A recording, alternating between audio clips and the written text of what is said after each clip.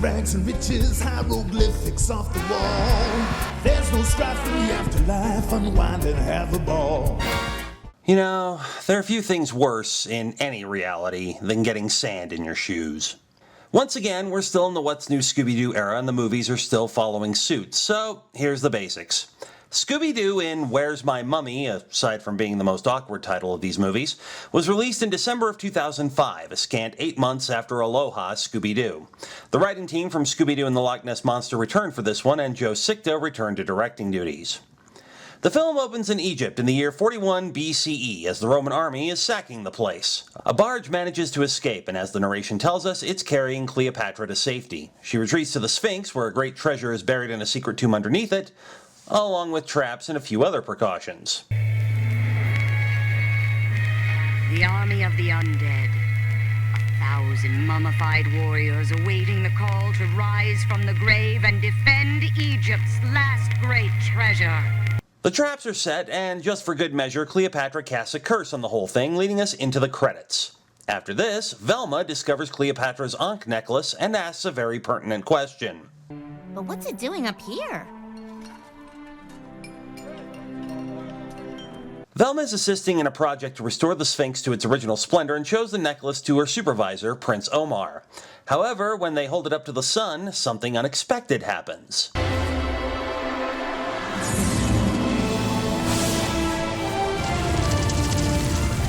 Velma and Omar explore and realize they've found the lost tomb of Cleopatra. Meanwhile, the rest of the gang, and the Mystery Machine, are headed her way. Velma's been in Egypt working on the project for the last 6 months, and the gang are showing up to surprise her.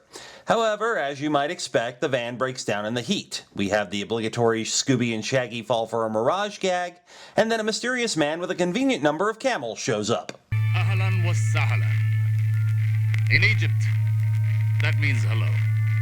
What up? That means hello in America. Are we glad to see you? The man in question is Amal Ali Akbar, which sets Shaggy up for a truly awful gag. Amal Ali Akbar? Wow, that's some name. Do you mind if we just call you Triple A? Amal lets the gang tag along with him to the Nile, which for some reason is bone dry. Amal goes off in search of water for his camels while the gang head to the Sphinx, where they encounter someone unexpected. Welcome to Fear Facers, the show that looks in the face of fear and faces it. I'm your host, Rock Rivers. Behind me, the Nile River. No relation. While Fred is a huge Fear Facers fan, Daphne, being up on all the gossip, has some interesting info about the show. Look. Fear Facers canceled? Okay, so I faked some footage. Big deal. The ratings were huge. Rivers is here because word got out about the secret chamber under the Sphinx and the curse that supposedly was unleashed with it. He hopes to get actual supernatural events on camera and get his show back on the air. But all this is put aside when Scooby picks up Velma's scent and tracks her down, to her delight. How did you get here? Okay. I'm glad to see you too. Velma is apparently holding on to Cleopatra's necklace for some reason, and the gang is introduced to Omar, who reveals that the site has been besieged by treasure hunters ever since the tomb was discovered. Hey, Daff, get a shot of this. Freddy. However, the reunion and tour of the site is cut short by the arrival of a helicopter and an unwanted visitor. Nice kitty. Her for Mama. Dr. Amelia von Butch. And she has a stupid name. One which I also refuse to repeat. So basically, say hello to evil Lara Croft. Now, out of the sandbox, kids. Playtime is over. Evil Lara Croft and her goons go into the tomb with the gang following behind. Daphne nearly blabs that Velma has the necklace, but Velma manages to cut her off before she can. And then we get some details on the curse. The Nile will fall and the desert will rise. The army of the undead will awaken, and all who enter will be turned into stone. Followed by one of the many reasons Evil Lara Croft is not liked in the archaeological community.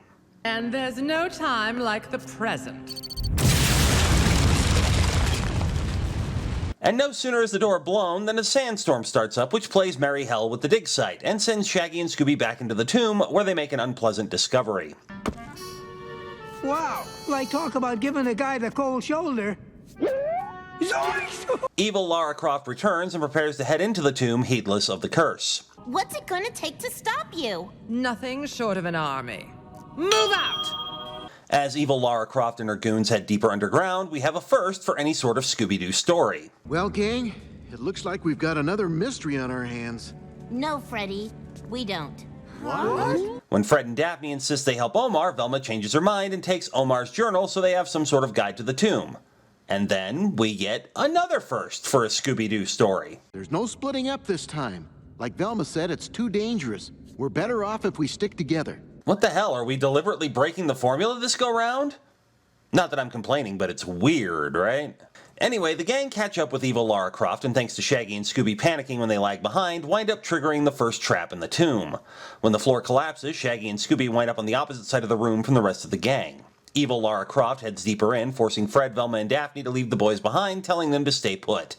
In the next chamber, Evil Lara Croft's goons detect movement all around them. Shaggy and Scooby, of course, do not stay put and start exploring the area of the tomb they're stuck in, and, returning to tradition, are the first ones to encounter the monster. Or rather, monsters. Like run for it, Scoob! Of course, everybody else isn't far behind. Wow, she's good. Freddy, look out! This, of course, leads into the chase, which has probably the most incongruous chase music yet. Hieroglyphics on the wall. Hope for luck gives you diving death. There's a way to fool them all. After the chase, Shaggy and Scooby find themselves in quicksand. 3 of the mummies try to grab them, but they bolt, with Scooby losing his collar in the process. As it turns out, it's just regular sand leaking through the floor, but the boys crash into a lower chamber, and then into another lower chamber, and find themselves riding down a ramp in a sarcophagus. Meanwhile, Velma loses her glasses and wanders into a secret room, and becomes the next victim of the curse. Oh no! Velma's been struck by the curse! Fred and Daphne take the necklace and the journal and then try to figure out where Scooby and Shaggy are. They, in fact, wind up on an underground river which leads to a whirlpool which deposits them on the shore of what appears to be a lost ancient Egyptian city. And other surprises. All hail the great Scubas. Oh god, this whole thing is painful. Seriously, this Lost City subplot is probably the weakest thing in the film, but the payoff is relevant to what's going on. However, you need context to fully understand it, but I'm not going to dwell on it too much. Suffice it to say, later it's revealed these are all people who, for whatever reason, have decided to live like ancient Egyptians. More on what's really going on here later. Oh, and side note, the High Priest Hotep is voiced by Ron Perlman. Back at the tomb, Fred and Daphne run back into Rock Rivers, who has also entered the place. Daphne accuses him of setting all this up, but Rivers takes them to the chamber where the undead army is resting, saying he couldn't possibly fake something like that. Daphne also makes a salient point. But it doesn't make sense. These mummies are still covered in cobwebs. How could they have been chasing us? Rivers finds a scroll which has a drawing of the necklace, and Fred attempts to translate the hieroglyphics. Emphasis on attempts. The heavy tourist is pinching my kitten. How about the necklace is the key to the curse? Of course, evil Lara Croft overhears them and demands the necklace. Back off! I know judo! Hey, I didn't say ready. And things go from bad to worse when Cleopatra decides to make an appearance. Leave this place and never return! Evil Lara Croft isn't going to be intimidated by one of the most powerful women in history, however, and demands Cleopatra's crown. Cleopatra responds by getting biblical on her ass. Wow!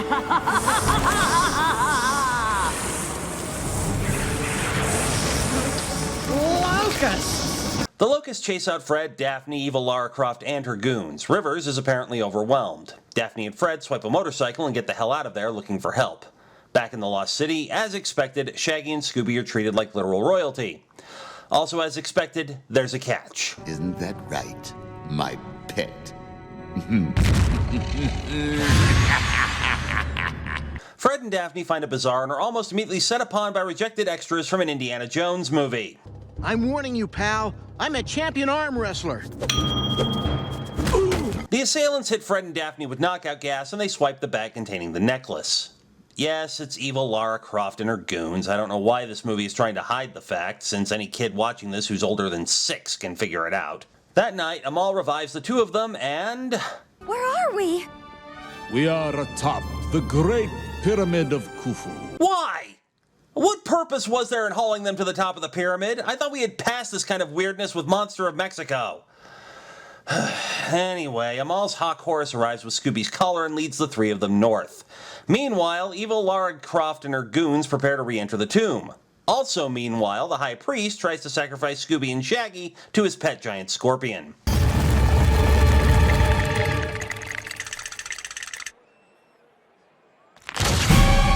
So this cues another chase, which results in the scorpion winding up in the river and it turning out to be a giant robot. Good grief, this era of Scooby-Doo likes using impractical robots a lot. Anyway, Fred, Daphne, and Amal show up, and Amal reveals what's actually been going on. He is Armand Granger, a brilliant civil engineer who has been illegally damming the Nile River. So yeah, this has nothing to do with the curse at all, and we don't get an answer as to why the hell Scooby and Shaggy look like a Scoobus and his manservant.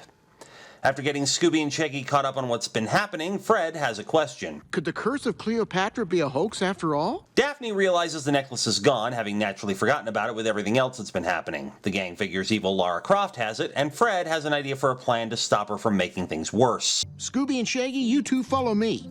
Scooby-Dooby-Doo! Wow, we are messing with the formula, aren't we? Inside the tomb, the boys find a now petrified Rock Rivers. Rock Rivers is solid rock. The boys also find themselves in another chamber where there's an underground river and dock. The undead army has already captured evil Lara Croft and company. Shaggy and Scooby try to join the crowd disguised as mummies, but it doesn't work and they get chased by a couple of guards hiding in another room where Shaggy makes a discovery. Hey, these are bags of cement. I wonder what they're doing down here. Evil Lara Croft and her goons are brought before Cleopatra and beg for mercy. Another mummy, presumably some high priest, has the goons put into sarcophagi which Cleopatra blasts, turning them to stone. And then she decides to drop the mask. Literally. But before evil Lara Croft gets the same treatment, Fred gives the signal and Scooby and Shaggy swing down and right into an oversized gong. This gives Fred a chance to set the barge loose and row it. Fred? Hey! The barge is being manned by the inhabitants of the Lost City and Daphne, who impersonates Cleopatra. An all-out fight starts to happen between the mummies and the citizens, which is abruptly stopped by stupidity. Fred, leave the sudden appearance of comedic props to the professionals.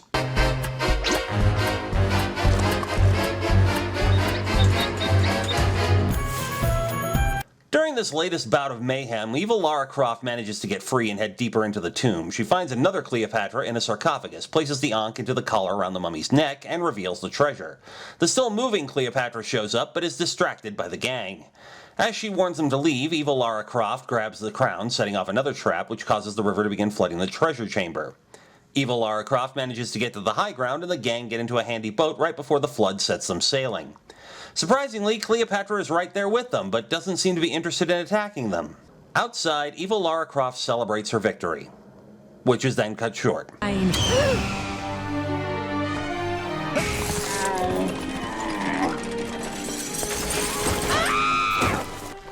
Do Fred's plans always work so well? No, sir. No, they do not. The river comes crashing out from underground, effectively restarting the flow of the Nile. And not only do the gang get washed out with it, but the treasure as well, leaving it up for grabs to the people living on the riverbank. Meanwhile, the gang wash up on the bank and we get the third first in Scooby-Doo history.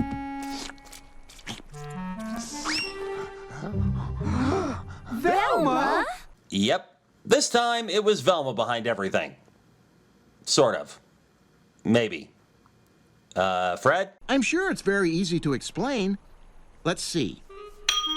Okay, maybe it isn't. Okay, actually they put this plan together to scare off any treasure hunters who decided to raid the tomb. The cement was used to make statues of themselves. Velma impersonated Cleopatra, while Omar and the dig workers became the rest of the mummies. Rock Rivers apparently found out what was going on and offered to help, while also using his video equipment to document what was in the tomb. Of course, the question remains why Velma didn't also clue the gang into what was going on. Like I said, I knew it would be dangerous, and I didn't want any of you to get hurt. And so, sometime later, the Sphinx is fully restored and fireworks are set off to celebrate. Sure. What could go wrong?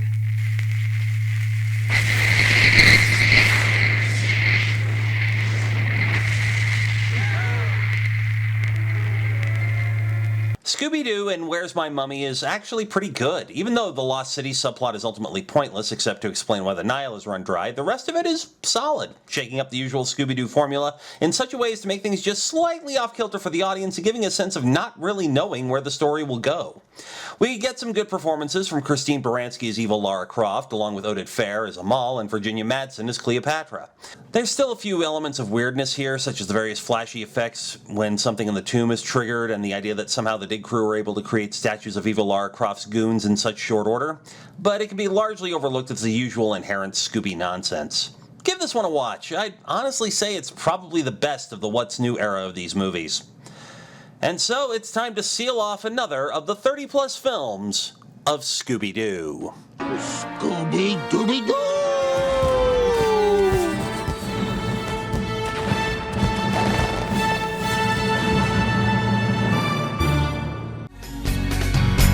Here come those meddling kids to join the chase.